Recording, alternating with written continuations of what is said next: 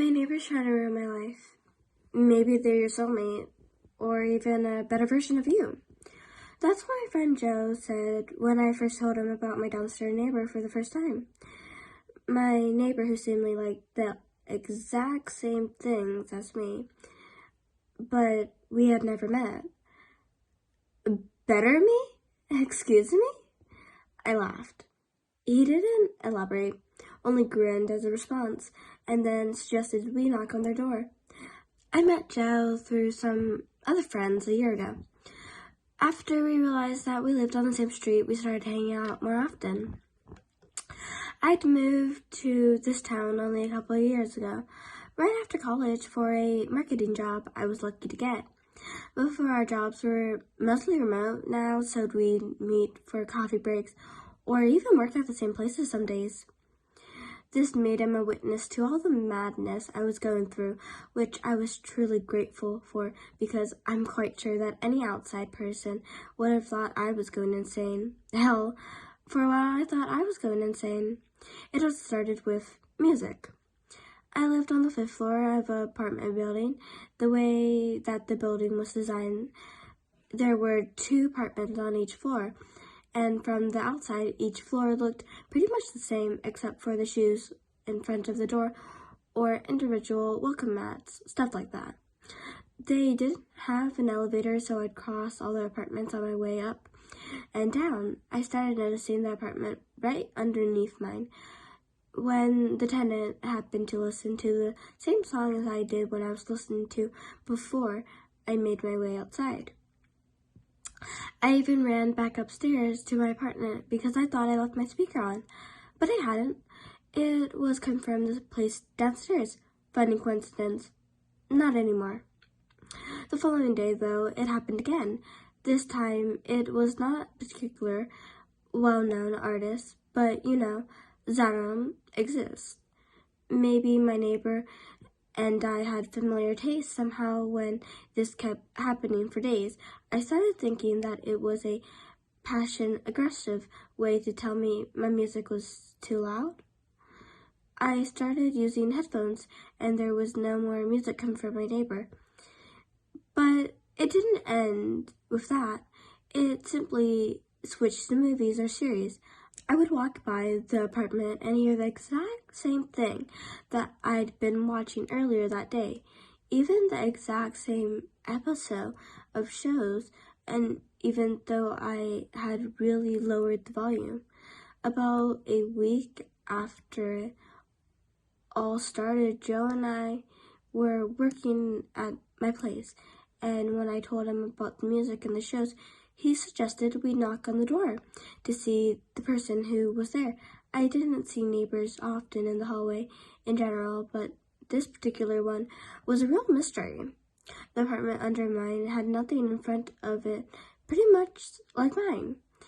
I had a hallway inside my apartment where I left my shoes and other things.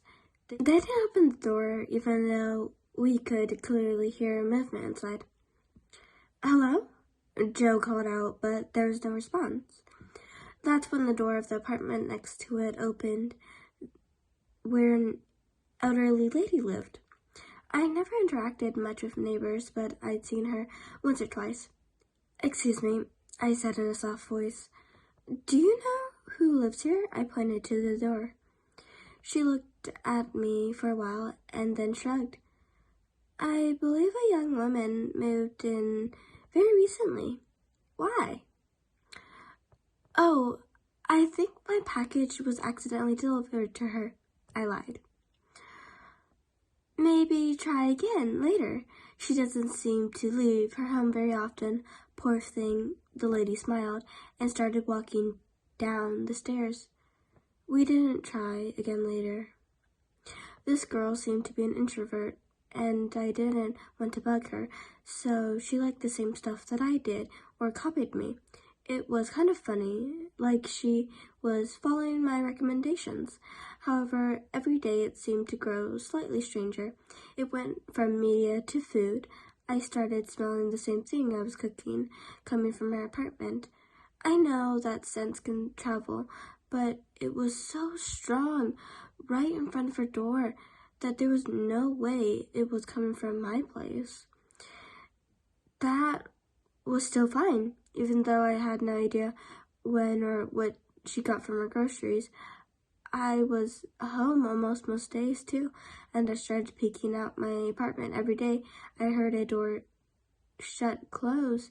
Our building was pretty much poorly soundproofed, but every time it was only the old lady who might have thought I started stalking her. The coincidences stopped being funny, and when one day I walked by, I smelled my perfume. It was one that my mother had gifted me. She got it from a place where you can mix together your own choices of scent. Not only was it really unique, but I also hadn't used it in months. There was no way she could have just copied it. I told some other friends about it as well, and they agreed it was creepy. This woman didn't just have the same taste as me. She was stalking me. I decided that I didn't want to hang around at home all day anymore. Right above her, where she could listen to everything I did, I realized that if she heard my shows on such low volume, she would also hear my phone calls I made or conversations I had with my friends who came over. So I started going back to the office more often just to get away from my home during the day. I was sick of being observed. A few days later, that was fine. I hardly noticed anything from the mysterious neighbor anymore. That was until I came home from work one day and my key wouldn't fit inside my door. I called the landlord. Lucky he didn't live too far away and came over shortly after. His face was all puffy and red from walking up the stairs, and he clearly wasn't happy that he had to come. "So, what's the problem?" he grunted, slightly out of breath. Even the old lady mastered the stairs better than he did. "Like I said, my key won't fit in the lock," I said and demonstrated. He quickly grabbed the key from my hand. "Let me see. Keys don't just stop working. You must have broken off a piece or something." "Well, is there a way to fix this?" He looked and inspected the key. Then he looked at me and started squinting his eyes. "Wait a second. Are you sure you're on this floor?" I laughed.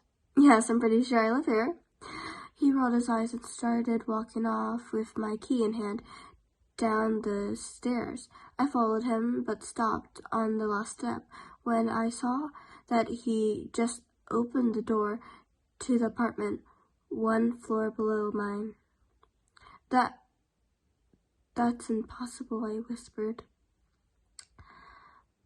"Look, love, I know that these floors all look similar, but you should be able to count, yes?" I didn't respond, but still froze on that step. "Next time, check where you are before you call. Got it?" He shook his head and started walking away, leaving my key inside the door. He was already a floor down when I heard him whisper, "Fucking hate New Brentons." I was sure I had walked to the right floor, but I was tired. Maybe I kept walking without thinking. Embarrassed, I finally started moving and went inside the apartment. However, when I turned on the lights, I knew I hadn't made a mistake. This is not my home. But somebody tried to make it look like it was. When you stepped inside my real apartment, you would get a small hallway. All I have in it was chairs and little closets for shoes and coats. This place had that too, but the closet and chairs were made out of cardboard. I felt like I was going through a out-of-body experience. I couldn't stop myself. I stepped farther inside into what would have been the bedroom. Just like in the hallway, everything there was copied of my furniture, made out of cardboard. In my real apartment, I used to have a bunch of pictures on the wall of my friends and family members. Here I have the exact same copies drawn by hand, all leaving out the faces of people. My stomach started turning, obviously. I stumbled back into the hallway, out through the door and towards the stairs, and when I suddenly heard something from the upper floor. My floor. It sounded like a jingle, something that I hadn't heard before. My heart started racing.